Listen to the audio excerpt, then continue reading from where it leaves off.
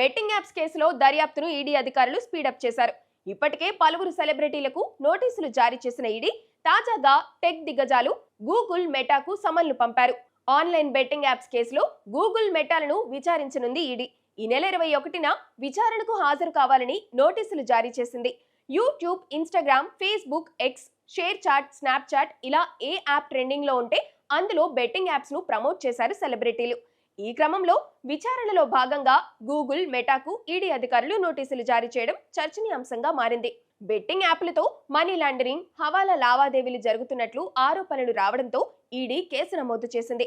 అయినప్పటికీ Google, meta సంస్థలు ఇలాంటి యాప్లను తమ మాధ్యమాల్లో విస్తృతంగా ప్రచారం చేస్తున్నాయనేది ఈడీ ఆరోపణ. ఈ టెక్ కంపెనీలు బెట్టింగ్ యాప్ల ప్రకటనలకు స్లాట్లు కేటాయించడమే కాక వెబ్సైట్ లింకులను కూడా అందుబాటులో ఉంచుతున్నాయని ఈడీ పేర్కొంది.